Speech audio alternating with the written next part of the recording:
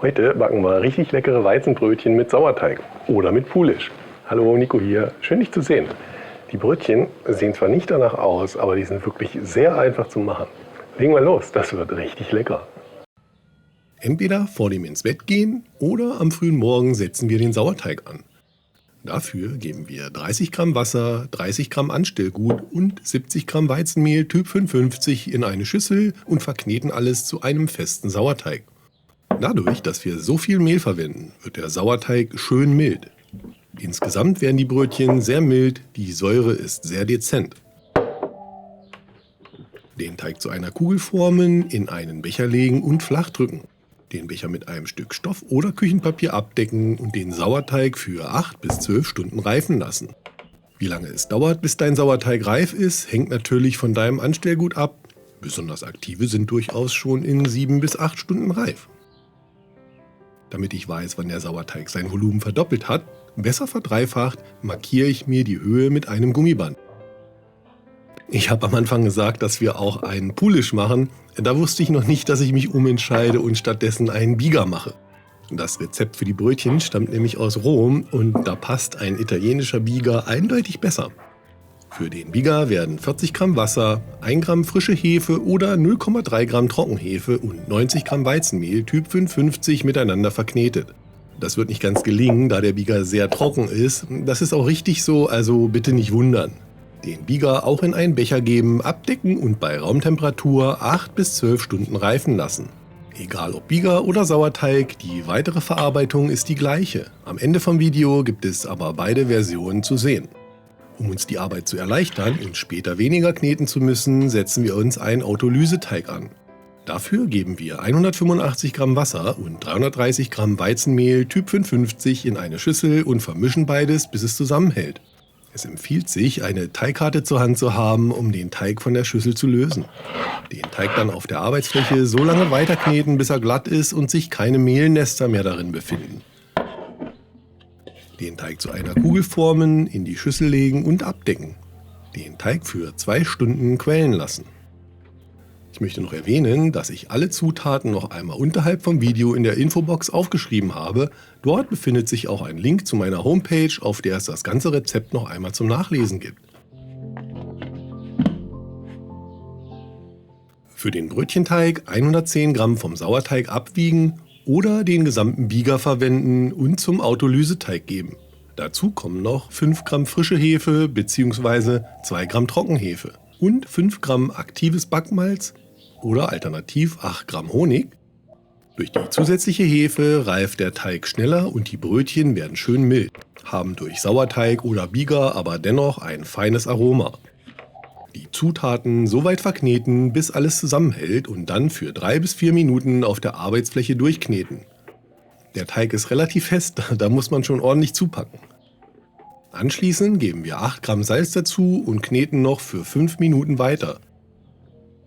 Den Teig zu einer Kugel formen, in die Schüssel legen, abdecken und 2 Stunden an einem warmen Ort gehen lassen oder bis sich das Volumen verdoppelt hat. Sollte es in deiner Backstube etwas kühl sein, kannst du die Schüssel auch in den Backofen mit eingeschalteter Beleuchtung stellen. Die kleine Lampe heizt den Backraum bis auf 35 Grad auf. Sei so lieb und unterstütze den Nico, indem du kurz auf den Daumen nach oben drückst. Hilf mir bitte auch dabei, den Kanal weiter wachsen zu lassen und abonniere meinen Kanal, falls du das noch nicht gemacht hast. Dankeschön! So, genug Eigenwerbung, weiter geht's mit den Brötchen. Kommen wir zum Formen der Brötchen. Die sehen ja ziemlich gut aus, muss ich sagen, und das geht auch ganz einfach. Dafür vom Teig 6 Stück zu 100 Gramm abbiegen und rundschleifen. Das bekommen wir am besten hin, indem wir den Teig von außen fassen, etwas hochziehen und zur Mitte hin andrücken. Das machen wir ringsum so oft, bis ordentlich viel Spannung im Teig ist. Den Teigling dann umdrehen und rundschleifen. Dafür legen wir ihn an die Handfläche an und klemmen ihn mit dem Daumen ein. Nun machen wir eine kreisförmige Bewegung mit der Hand. Dabei wird der Teigling wie von alleine rund. Die Teiglinge dann abdecken und 10 Minuten entspannen lassen. Als nächstes brauchen wir etwas Platz. Darum muss ich hier meine Teiglinge mal kurz beiseite legen. Jedes Teigstück jetzt mittig mit dem Handballen flach drücken. Richtig festdrücken, das ist wichtig, damit die Brötchen beim Backen so schön aufgehen. Den Teig dann am Falz von oben zusammenklappen. Das Teigstück links und rechts außen mit den flachen Händen 5 bis 6 Mal hin und her rollen, bis es in etwa die Form eines Kanus hat, mit einem Falz in der Mitte. Die Teigstücke mit dem offenen Falz nach unten auf ein gut bemehltes Geschirrtuch legen. Das Tuch zwischen den Teiglingen hochziehen, um sie etwas abzustützen. Mit einem weiteren Geschirrtuch abdecken und 2 Stunden gehen lassen oder bis sich das Volumen verdoppelt hat. In der Zwischenzeit ein Backblech mit Backpapier belegen. Den Backofen rechtzeitig auf 250 Grad Ober-Unterhitze vorheizen und eine Auflaufform oder eine Gusseisenpfanne auf den Boden des Backofens stellen. Ich habe meine Gusseisenpfanne zusätzlich mit Bimsstein gefüllt. Dadurch wird noch mehr Hitze gespeichert und der Dampf gleichmäßiger verteilt. Das ist nicht nötig, verbessert aber das Ergebnis und lohnt sich, wenn man häufiger backt. Die Teiglinge mit dem Falz nach oben auf das Backblech legen und mit Wasser einsprühen.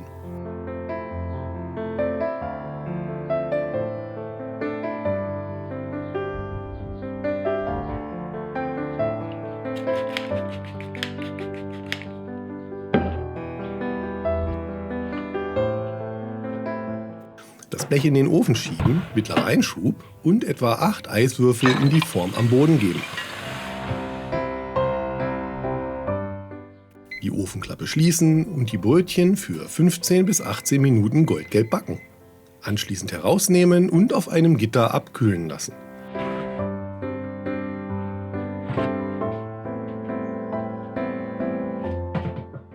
Ja, und so sehen die Brötchen aus, wenn man den Bieger verwendet.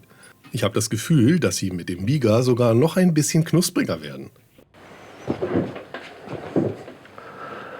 Ich würde sagen, wir werfen ganz schnell noch mal einen Blick hinein in die Brötchen. Ne?